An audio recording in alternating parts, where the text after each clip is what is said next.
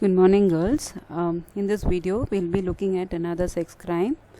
Rape, as you all know, in its least violent, is a bullying intrusive violation wherein another person's personal boundaries are breached without the consent of another person, resulting in loss of integrity and selfhood for the other person. So, in this video, we'll be looking at the prevalence,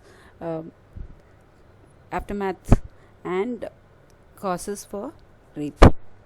We move on.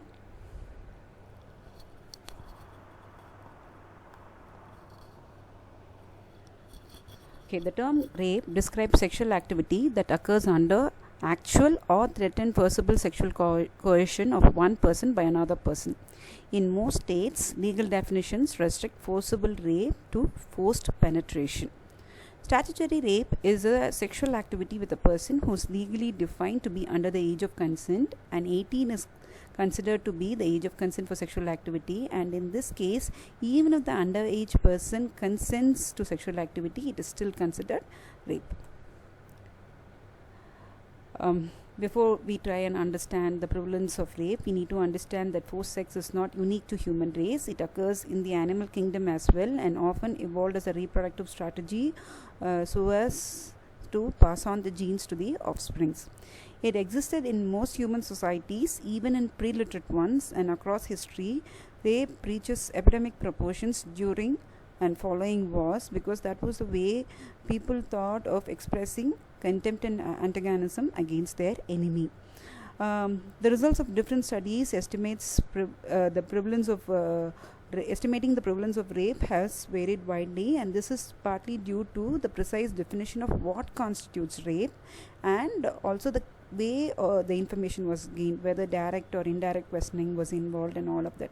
So you will see that some studies reporting very high prevalence rates for crime, and while others may not report as much high as you have seen in the previous study.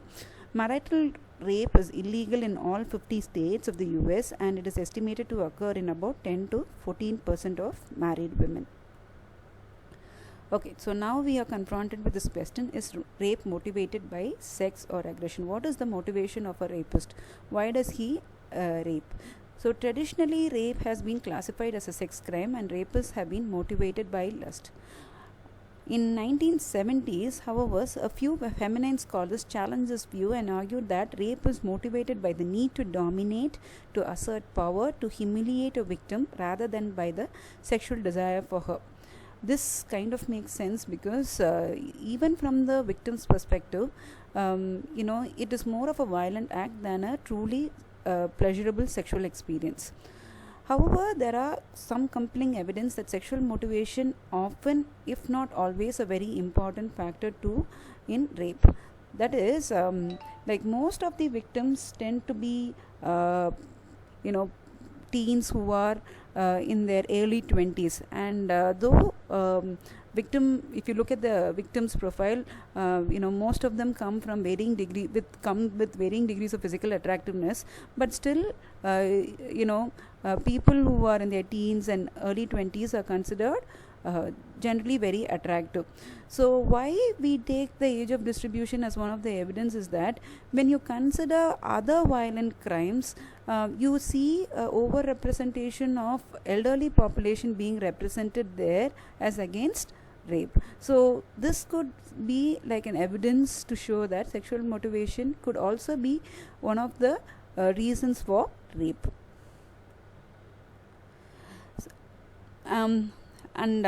Because when we talk about sexual motivation, it's quite possible that some rapists can exhibit features associated with paraphilias, and studies have also proven that some rapists have multiple paraphilias, like they could have be sexual sadist, or they could have exhibitionism, or they could have voyeurism and all of that.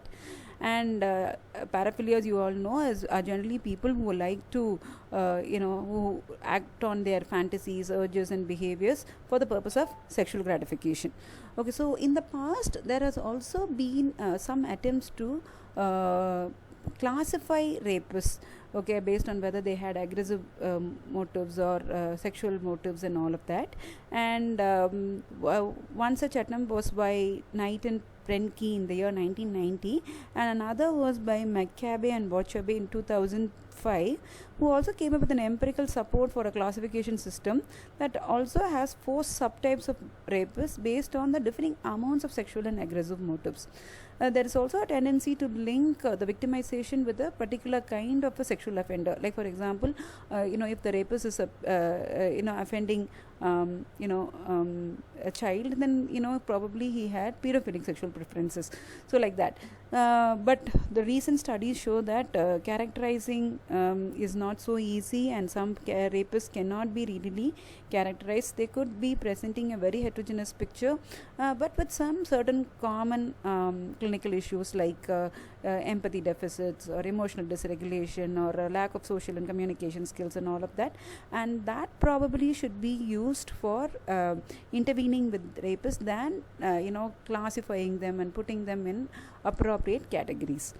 So I move on to the consequences. So stranger rape tends to be a repetitive activity rather than an isolated act, and most rapes are planned events, so which means there could be stalking, there is a clear intention that is in this act, and 80% commit the act in neighborhoods in which they reside. Most occur in urban setting at night in places ranging from dark, lonely streets to elevators or hallways or apartments or houses. And about a third of rapes involve more than one offender, like a gang rape. And the other cases are like single offender cases, and most of the time the rapist is somebody who's known to the offender, and it can also include their own spouses, like their wives. Rape, as you all know, can result in both physical and psychological trauma. Physical trauma ranging from injuries, or in the case of an completed rape, there could be a risk for sexually transmitted disease. The victim could have concerns about becoming pregnant. So these are the a lot of other gynecological issues can also be reported, and a range of psychological symptoms are also seen in rape victims, which we will be looking in the following slide. Okay, most of the rape victims experience anger, anxiety, shame, guilt, and sadness, and there is a lot of stigma that is attached to the rape, and that can further escalate the emotion experienced by rape victims. These people kind of may be in a state of panic. There is a sense of imminent danger that they could be attacked anytime, and and they mistrust people. PTSD, which includes intrusive thoughts and nightmares about the incident, can happen, and PTSD, when caused by rape, is often associated with sexual problems. That is, these people may exhibit low sexual desire or may not be able to derive sexual satisfaction. So these kind of problems can be seen in rape victims. A normal heterosexual relationship becomes sometimes very difficult for them, and men who have been raped also experience long-term psychological distress following rape, including anxiety, depression, increased feelings of anger, and loss of self-esteem, according to one study by Walker et al. In 2005. Okay, so despite the fact that it is a very serious crime, why is that many people are still roaming around and not being convicted? Okay, so one of the things that has been a major problem in convicting the offender is that there is this common myth that the victim could perpetrate the rape, that is because she was sexually provocatively dressed, or she volunteered herself to be in a place where there were no people around.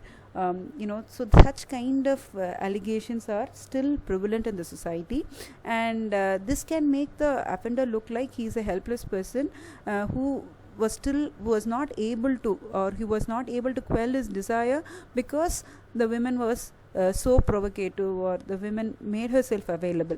So this is one of the myths that can be there is an inherent complexity in the legal situation of a rape prosecution.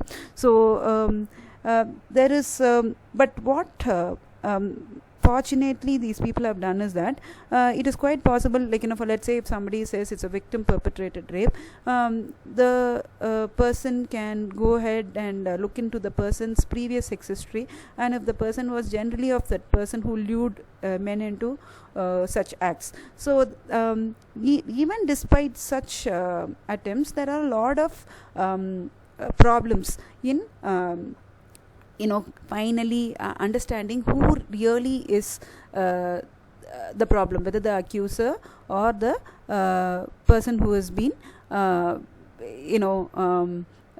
complained, there is a complaint against them. So there is your book talks about a recent example of a case of one particular managing director of an international monetary fund and an aspiring French politician, Mr. Dominic Strauss-Kahn. Okay, so in May 2011, he was accused by a New York City hotel worker of sexually assaulting her when she entered his hotel room to clean it. The police investigating the case confirmed that there was sexual contact, but the person, the French politician, said that the relationship was consensual. Subsequently, another woman came forward accusing him of raping her years earlier in France. However, charges against this particular person was dropped on the grounds that the women who had accused him had lied about certain other things. So the charges so it was possible that so in this particular case we do not know whether the person got away or the person who was accusing him was falsely accusing him. So this kind of dilemma is always present in in the legal situation of rape prosecution. Okay, so to understand causes for rape, let's look into the demographic and personality profile of these offenders. So one thing is about 60% of all rapists arrested are under 25 years old, so they tend to be younger, and of the rapists who get into police records, about 30 to 50% are married and are living with their wives at the time of crime. As a group, they belong to a low socioeconomic ladder and have a prior criminal record. One subset of rapists, whom we call as the date rapists, are young men with no prior criminal record and belong to upper or middle class.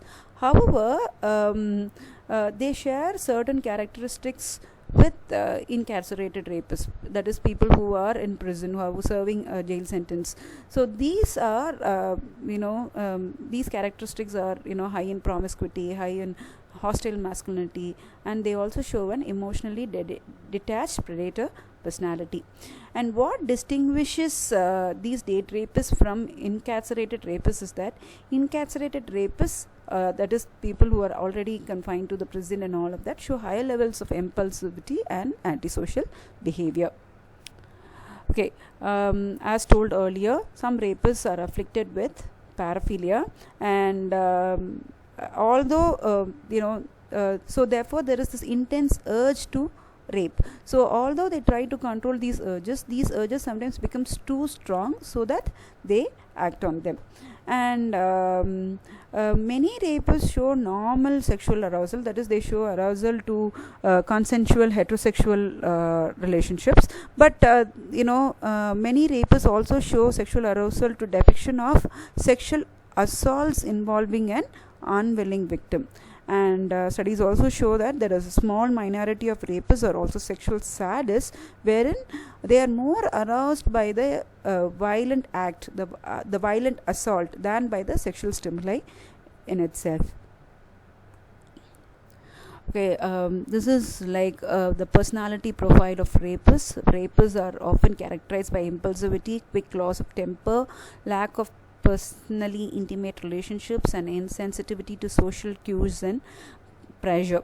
And subset of them also qualify for a diagnosis of psychopathy. They show deficits in social and communication skills as well, and in their cognitive appraisals of women's feelings and intentions. That is, when they talk to a woman, they may not be able to strike a successful conversation with a woman, and they are not able to decode the negative cues that a woman is giving out during a social conversation. That is, they may misinterpret a woman's friendly behavior to sexual luring. So that kind of deficits these people seem to have. So by looking at the demographic and personality profile of these rapists, we understand what are the risk factors, or what are the possibilities, like what are the risk factors that are there for the act of rape to occur. Now, since this is a lot of stigmas attached to this particular crime, not many cases are reported, and among those who are reported, only 50% are convicted, because again there are problems at that end as well. And among those who are convicted, only a few people complete their sentences, or whatever they serve in prisons or whatever. So and most of these convictions are only light sentences, and therefore a jail term does not dissuade a substantial number of offenders from repeating their crimes, unless unlike what we saw in Nirbaya's case, where the offenders were actually hung. So therefore many of these people continue to repeat their crime, and they are not in jails as well, and they are amongst us, and which is making it really very scary. So with this, we have come to the end of this video, after having understood the the causes and the effects of this criminal sexual act. So with the treatment for sex offenders is what I will be doing in the next video. With that, we will close this. Thank you.